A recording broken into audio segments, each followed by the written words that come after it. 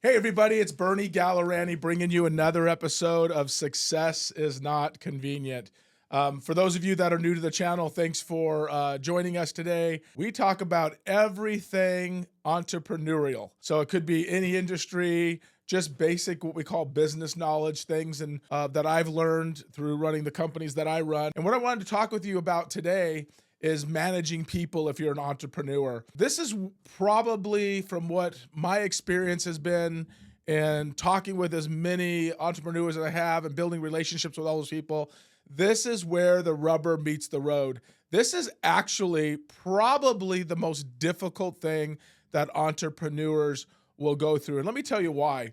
Because yeah, we're taking a risk. We're also solopreneurs when we first start. We have an idea and we kind of build a business, and as we want to leverage that business out, we then have to manage people, and that's where things get super difficult. So we must understand that leveraging and managing people is really difficult. And if you can learn some things here today from this, I hope we can share some things that help you. Here's the good news. When you have a business, you're a solopreneur, you're actually just the only employee, so it makes things really easy. But in the end of the day, you don't really have a business, you just kind of have a job. Yes, you're working for yourself, but you have a job. So I want to go through 10 things that I think can be helpful for everybody to try to help every person who wants to own a business. That managing people and learning that skill is very, very critical. So number one I want to bring to you is that you don't manage people, you actually manage energy, clarity, and the standards. This is really important because we think we're managing like their level of motivation, but what we're really managing is the clarity of our standards. Because without standards in our system, people get lost. See, people don't fail because they're lazy. They actually fail because expectations are a little bit fuzzy, right? I mean, we don't have clarity in the job. Lots of questions arise. If serious standards aren't enforced, leadership and energy is inconsistent. That's right. Leadership and energy is really, really inconsistent. And if you have an inconsistent process, you will fail. I'm telling you, I've played this game where as a solopreneur, I did things the way I did them. But the challenge with it was, to be honest with you, I didn't know how to manage people. And so what I had to do is be painfully clear about what the word great or what I expect in them actually looks like, right? So you have to have a system of repeating things consistently, enforce it calmly and consistently. Confusion is the silent killer of performance. And what this is if you have a system today and you aren't defined in the process in which your employee has to work in order to accomplish the goal that you've set out for them to do, if it isn't absolutely clear, let me give you an example, something inside of my company. We are recently going through something where there's some confusion. Now, I'm not confused because I have a level of expectation, but they're confused. And so when we sat down with our management team, we started understanding that we don't have defined, purposeful goals, and they're not clear with our people. So make sure that any of your employees, all the tasks and the expectations that you have for them are written out, defined, and followed. They're written out, defined, and followed. Hope that was helpful. Number two is your people will never outperform your tolerance. This is a big one. This one is an interesting one, is that they will never outperform what you expect out of them in most cases. Whatever you are willing to tolerate is what they are going to give you. And so you have to make sure that you're clearing not only your defined messages, but that you're also executing the purpose of inspecting what you expect from people. Do not accept people with bad attitudes or mediocre execution. Define your core values. Define your expectations in people. Also understand that if you write clear goals for them, it makes it easier for them to follow your system and your culture. Number three, most people want leadership more than freedom. Boy, this is a big one. This is probably where I think I've made some of my biggest mistakes. People will lead for you if you lead at a higher level for them. And what most people want is leadership more than they want freedom. See, we always think that people are like, well, I want all this time off. They want to get off early. They want to come in late. they don't want to be micromanaged. No, they want good leadership. They don't want to be micromanaged. They want good leadership. And that goes with what we talked about in number one, which is defined goals, purposes, so they can follow something that they're very clear on. See, entrepreneurs love freedom, so they assume employees do too. That's totally wrong. Employees have a different mindset than most entrepreneurs. Most people want clear direction, consistent feedback, meaning uplifting feedback if possible, but if not, corrective feedback, right? Predictable expectations. Give them things that they can win at. Don't continually move the needle on them all the time where they're feeling discouraged. That's one thing. I have a friend of mine who's actually in the pharmaceutical business, and he always gets his needle moved every year based on the amount of bonuses that he gets. And that's fine. I guess that's growth. But what I don't really like is that they have this expectation and then they go and they increase that by 50% in order to get that. And I just hearing the frustration from my friend who's in this pharmaceutical business, I just feel like I can never accomplish the goal to get ahead because they're always moving my bonus to such a higher level that I feel like I will never succeed at the level that I expect for myself. So trade chaos for structure. Structure doesn't limit people, it actually liberates their performance. So give them a structure, move the needle a little bit for improvement, but also praise them at a high level. You know, my mentor has always said, and I find this to be true, some people might kind of not agree with me, but I've never not found this to be true, is that recognition is the motivation of people. Recognition is the motivation for most people. And so if you pat them on the back on a regular basis, if they're doing a good job and say, man, you're really doing a great job. Thank you so much for working here. I really appreciate you spending your time with us. That's one thing I'm super appreciative for in my companies is that they can work anywhere. See, sometimes us as entrepreneurs can think like we're giving them a job, right? They have a job, they work here, they have a job to do. I'm not really in line with that. I really think that it's a blessing for everyone to work for our company. They can go work for other people. So give them high praise, give them high recognition. Even if they're not knocking it out of the park, maybe in your expectations, but they're doing the best job they can, let them know that they're doing a really good job and pat them on the back and tell them how much you really appreciate them. Because as a solopreneur, I didn't have to do anything but motivate myself.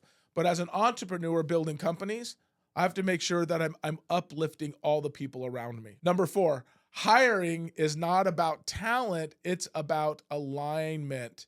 Boy, there's a lot of talented people, but you can't outcoach misalignment. If they're in misalignment to your core values, they're in misalignment to everybody rowing in the same direction and having the same belief, you're going to fail with them 100% of the time. I have done that so much in my real estate life that I'm in today and the things that I lead that I have tried to, you know, what they say, put a square in a round hole. It just doesn't work. And no matter how talented they can be, if they're not in alignment with you and the things you're trying to accomplish, it is going to fail every time. High skill plus wrong values is really poison to any individual. If they have a high skill, but their values are in wrong alignment with you, you have to get rid of the people. Unfortunately, you have to make these decisions, but it doesn't mean they're not talented people. It just means that they're not a right fit for your company. And as owners, if we're gonna leverage and manage people, we have to identify this very quickly, okay? What kind of work ethic do they have? Meaning, are they good workers? Do they show up? Do they care? Are they coachable? Right? That's one thing that I actually put a lot of value in is how coachable are you? Everybody wants to be right, and no one ever wants to hear corrective criticism or corrective improvement. And if you're not coachable at a high level, it's probably not a good fit, right? Do all your values align? Remember this, that skills can be trained, but character cannot. Everybody has a different character, right? Everybody has a different thought, a different process. You can train for skill, but you can't train for character. Number 5, people don't fail expectations, they fail agreements. Ooh, this is a good one. If you have a person who is not fulfilling, they haven't bought into our system and they haven't said, I actually find value in this and I'm going to do this. So they don't have agreement with the job that you have at hand. If it's not written and it's not tracked, and it's not totally reviewed all the time, it's really not real. I love this. Inspect what you expect. Inspect what you expect. And this has been something for me that probably I bang my head on the wall at sometimes, because we have a rule and a lesson and an idea and we share that within our team. But if there isn't somebody always reviewing it, now I'm not saying micromanaging, that's a whole different thing, but reviewing the expectations. In other words, if you have a sales organization and they have so many outreaches or conversation or contacts, how are you tracking that so they can be coached up, right? If your staff is in a process of doing things, how are you reviewing the level of success that they have? Remember, sometimes people say, well, I don't want to be micromanaged. That's not micromanaged. That's holding them accountable for the job that has been written, discussed, and agreed upon. Remember we talked about an agreement? We have to be in total alignment and agreement with what the position is.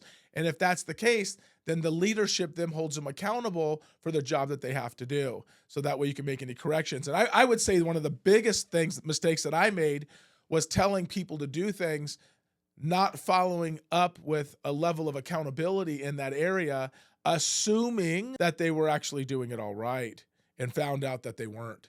And then you look at it and go, well, I don't understand. Like I've told you 5 months ago or 5 years ago, this is how it's done. And I find out 5 months later or a year later that you're not doing it correctly. That's my fault, because I had no program in place to inspect what I expected. And so there's just some things. Always inspect what you expect. Turn expectations into clear agreements. Attach metrics of things that you feel are important to you for that particular job that they have, and review them regularly. We do these things daily and weekly, and obviously every month too. What is your expectation in the level of accountability and reviewing all the metrics and the jobs at hand? How do you normally hold those people accountable? See, accountability without clarity feels like a punishment. So if you're actually asking them to be held accountable and you're not clear, if you don't have regular standards at making sure that those metrics are met, and then you get upset, they don't understand why.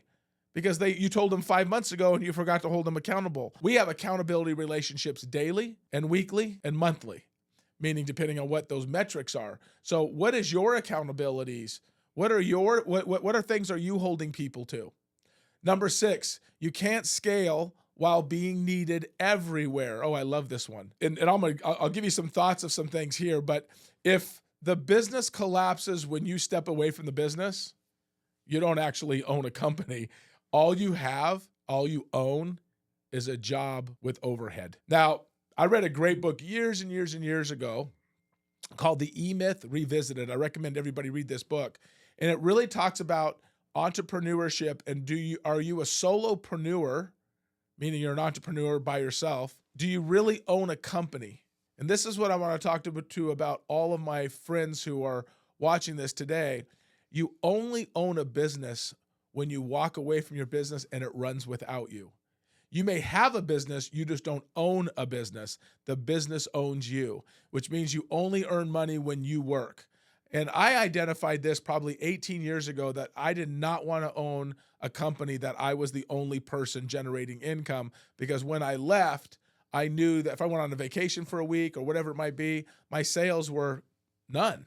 I mean, I wasn't generating anything at that particular time. So what I wanted to do was create a way that my company, we'll use company now, where I could manage people, I could uplift them, and then they would actually sell while I was gone. I now feel that I own companies that actually work when I'm not working. So always remember, who owns this business? Is it you? Does the business own you, or do you own the business? Remember, if you own the business, it runs without you.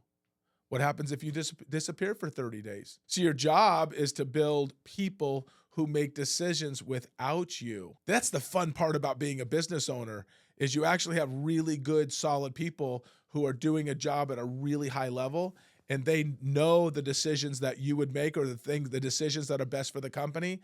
And while you're gone away for a week or a month, this company still runs. So when we talk today about managing people and the challenge that entrepreneurs have, it's they have to learn to find really good, skilled people.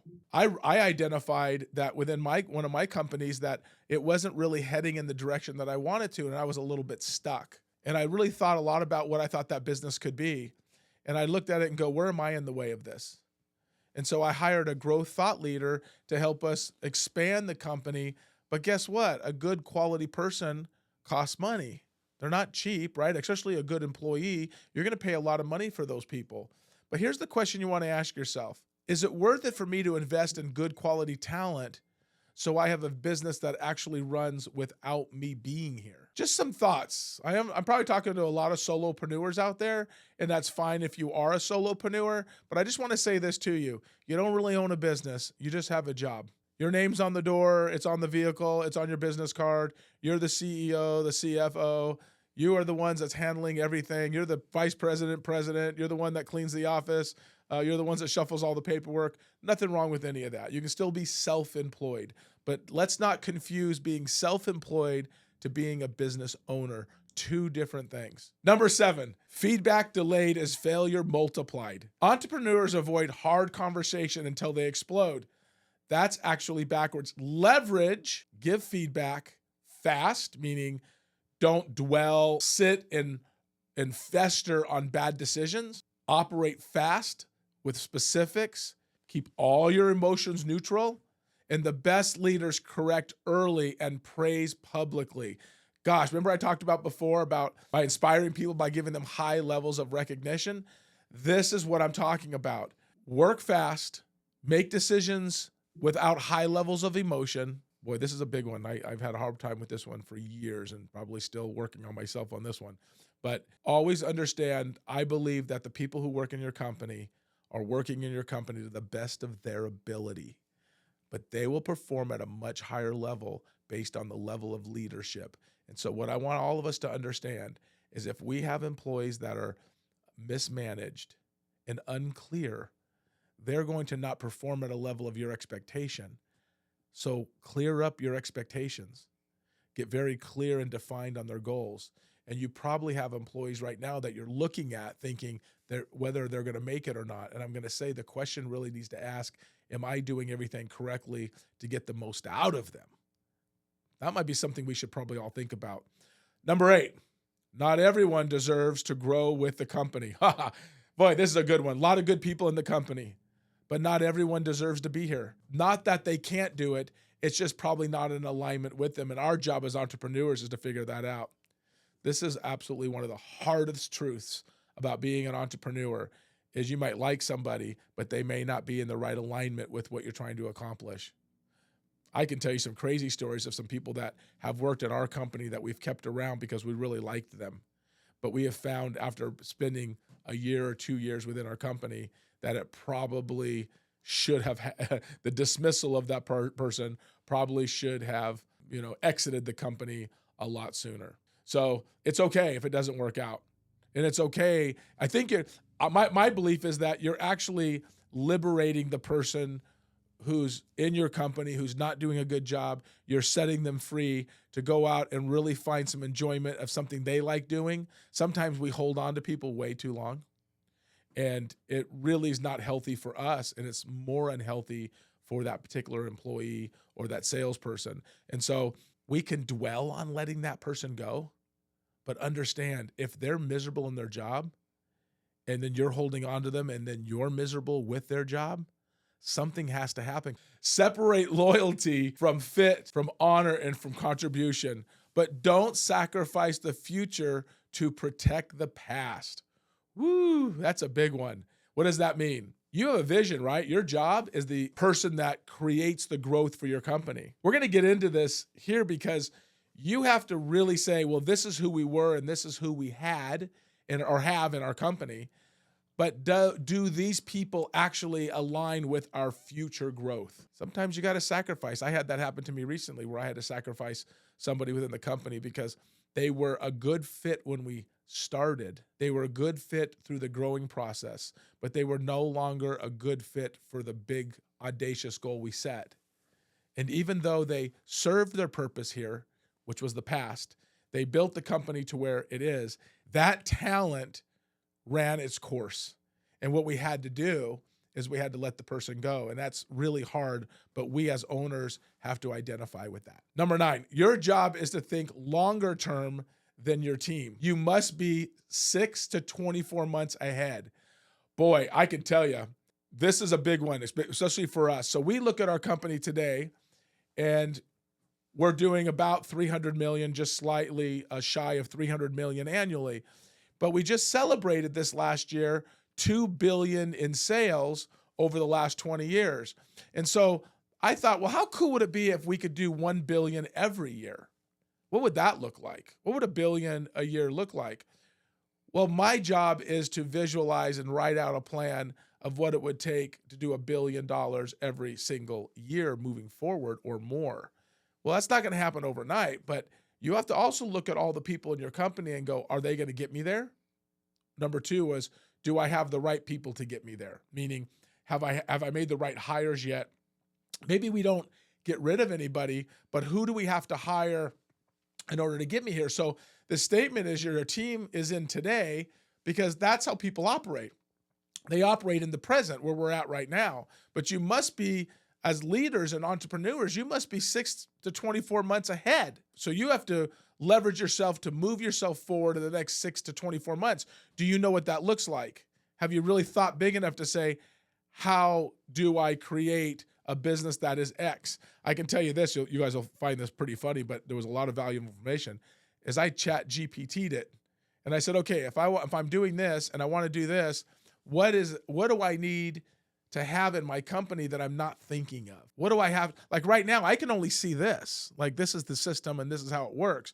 But if you want to double, triple, quadruple your business, 10 times your business, go into Chat GPT and say, hey, I'd like to 3 times my business or 4 times my business in the next blank months or years. I did 36 months. So I give you a little challenge that you should try this. But I did it for 36 months. By the way, folks, it gave me a 34-page report of all the things that I needed to do. And I would say probably a third of that 34-page result I had never thought of before. So how accurate is it? I don't know, but there's a lot of things in there that were accurate based on my experience. And there's some things in there that may not be in alignment with what it's going to take to get it there. But here's the idea. You need to look at your company and go, do I have the right people today? And if I don't have the right people today, maybe you have the right people, you might just need more people. And so you need to design roles before you actually need them. And so we did that. We hired a growth leader, somebody who we thought was really smart, someone that had experience in scaling companies. And we brought that person inside of our organization. We have him as an employee inside the company, and he's doing an excellent job at creating growth metrics of how we get to $1 billion annually in sales over the next 36 months. Now, will it happen? Sure. If we do all the right things and we execute in the manner that we're supposed to, that's the big question, right? Is do you have the right people? Maybe you do. Do you have enough of the right people? You probably don't. Because if you had enough of the right people, you would already be there. Prepare people for problems that they can't see yet. See, leadership in anticipation, that is that you are finding good people, you are working towards the process of growth. Even though you don't have the problems yet, you can anticipate the problem before it shows up. We have done that over the last probably a couple of months since our growth leader's been here at just figuring out what are our biggest issues. And let me just share this with you while we have a few minutes left. Anytime you scale something at a much higher level, you're always at risk for net profit margins decreasing. So even though you're decreasing gross sales, you're also probably decreasing net profit, your net dollar, because leadership requires, to have good leadership requires big salaries, and it also requires investing in lead distribution or whatever kind of business you're in. So don't look at this and go, well, I was at a 20% margin or whatever your margins might be, and I want to grow this company to $1 billion and I want to keep it at 20%. You're not going to keep it at 20% during growth. So you have to have anticipation of what you think your expectation is over the next 12, maybe 24 months. Because if you have a 3-year goal of, let's say, $1 billion, then you're going to probably see your money come in the last 12 months of that 36-month goal. Number 10, management is a skill, not a personality trait. Boy, oh boy, oh boy. I can't even tell you how many really smart people always said to me, hire managers for those roles. Don't hire people you like only. Don't feel obligated. So inside of our company, we always feel obligated to hire within, right? And so within our management meetings, we'll have conversations like, hey, should we give this person an opportunity to interview? Sure, but don't feel obligated to them. Find the talent and pay the talent. And if it's not the right person and the person feels offended they weren't hired for the position and they feel like leaving, then it was supposed to be that way, and let them go. Be focused on your vision, not on emotion when it comes to your people who work for you right now. See, being driven, being a visionary, being charismatic doesn't always make a good leader. Leaders understand people and how to move people. Leadership requires emotional discipline. It requires communication skills. It requires coaching ability. You have to be a well-coached person to even be a good manager, right? Your decisions have to have massive clarity. And so you have to treat leadership like a craft. It's not easy to do, which is why we're doing a podcast on this. But you should study it, watch podcasts on it, practice it, read a lot of books, get coached by a professional coach. There's lots of great companies that'll help you do that. I've actually been involved with those companies for years where they actually teach me how to work with people. Untrained leadership is the number one reason companies stall, and that's why they don't grow. And I can tell you, it's been the reason my company hasn't grown to the level it is because it hasn't had the level of management that it's needed. Yours truly is that person who didn't have that skill and probably doesn't have the skill at a high enough level to take it where it needs to go. And so the final truth for all of our entrepreneurs today is you don't scale by doing more. You actually scale by thinking better about people. Wow, that's big, right? Sometimes we as entrepreneurs can be focused in on what our employees aren't doing and maybe a little bit of, them not doing the tasks that we expect. And I would just say this, don't make a mistake and get rid of good people because you're not mature enough to be a manager. Because there's a lot of really great managers out there. And what I have found and what I've understood, especially from my growth leader who has scaled many companies in the past, and he says, Bernie, you have to understand one thing. Entrepreneurs typically are not great managers of people because their brain works differently than most people. But there's really great people that are really great managers. Bring those people in, protect your company at all costs, grow with your staff, grow with your people, and build a fantastic business that every single person is honored to work in. I hope you guys have found a lot of value in this message today. It is critical that I have learned it's probably one of the number one things in the companies that I have made the biggest mistake in, and that is get great people to lead your companies. You've done your job as entrepreneur. You created the company. You got it off the ground. You made it profitable. Now let somebody take it to a whole other level to let all of your people be inspired. Hope this message finds everybody well. Thanks and have a great day.